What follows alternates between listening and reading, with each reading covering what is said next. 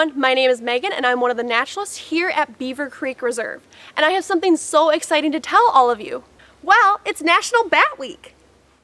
So I thought we'd take some time today to celebrate bats and learn some information about them, well, and explain why they're such neat creatures. So come follow me.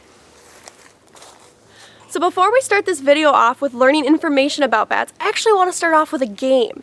So this is a game where I'm going to give you some statements and I want you to tell me whether you think they're true or false. Then we're going to go through our answers and explain why.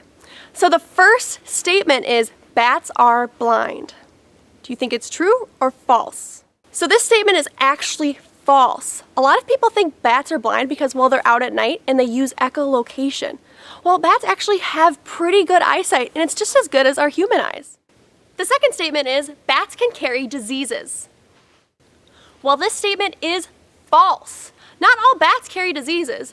Bats are actually really clean animals, but just like all wild animals can carry diseases, so bats can carry diseases.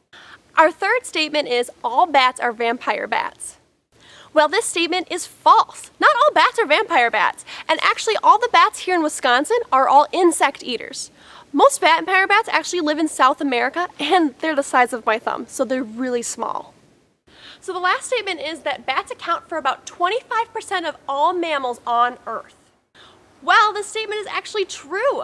There's actually bats on every single continent besides Antarctica, and there's over 1,000 species of bats.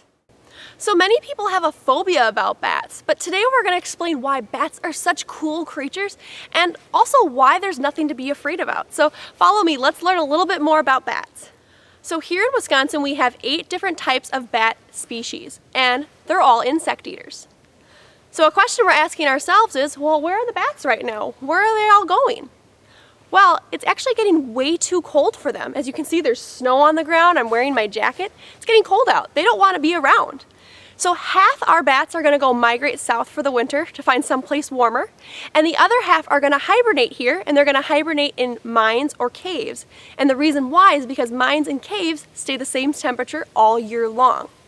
So the bats that are going to hang around here in Wisconsin is the little brown bat, the big brown bat, the eastern pipistrelle, and the northern long-eared bat. So during the summertime, bats are going to spend most of their time outside. So during the day, bats are going to actually roost, and roost means a place to rest or sleep. So they're going to roost in places like trees, tree cavities, or even bat houses. So then once it becomes nighttime, bats are going to come out.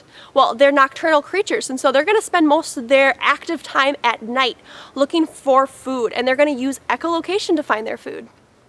Bats are actually also really similar to humans. While us humans are mammals, bats are also mammals. They even actually have a similar anatomy compared to humans. And let's take a look on the board because here I drew a bat wing and we're going to compare this bat wing to our arm. And so all I need you to do is stand up and bring your arms just out just like this. So the first part is the humerus. So that humerus is that upper arm. And so for us that's going to be right here. Next is the ulna and the radius, and so that's going to be our lower arm. So here on us humans, that's where our lower arm is. Next is the carpals. So the carpals are going to be right up in here, and this is where our carpals are going to be. Next is metacarpals. Metacarpals are going to be right here for a bat. And on us humans, metacarpals are going to be these bones right here. The last is phalanges. So the phalanges are going to be our fingers. So if you think about it, bats are actually really similar to humans. Other reasons why they're super cool is that bats are actually pollinators. A lot of us think, well, pollinators are just bees, butterflies, and other insects. No, bats are actually major pollinators also. Another thing is that they're seed spreaders, so they actually help plants expand their range. And the best one yet, well, they eat insects. Bats eat insects and it's the best thing ever, especially during the summertime when those insects are all around us, especially mosquitoes. So a single bat can actually eat 1,000 insects in 1 hour. So we want to make sure we keep bats around. So we want to make sure that we are protecting our bats because, well, there's a fungus out there right now that's killing bats. And this fungus is called white nose syndrome. So white nose syndrome is a fungus that lives in caves, and the reason why caves is because they can stay the same temperature all year long. It doesn't get too hot or too cold. So it's the perfect temperature for a fungus to live. Well, this fungus gets on the bat's nose and on exposed skin, and it actually affects them during their hibernation time. It makes them more active. So during hibernation, the bats are waking up thinking, oh, it's time to eat. Well, they go outside and realize, well, there's no food out there for them, so they go back in. Well, this fungus keeps on waking them up, and they're losing fat. And so then the bat actually ends up starving to death. So this fungus is awful, and it's killing our bats. And the bad thing is there's no cure.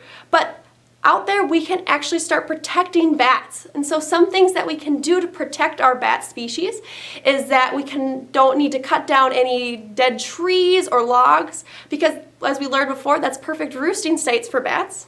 We can make sure we do not disturb them, so let them sleep. Another is if you go visit a cave, make sure you're not wearing the same clothing. Make sure you change your clothing up when you visit caves, because white nose syndrome can get on your clothes. You can also make bat houses just like this one here on our South Trails. Lastly, you can join our bat monitoring program, and I'm going to put that link right here in the bio. But I want to thank you all, and happy Bat Week!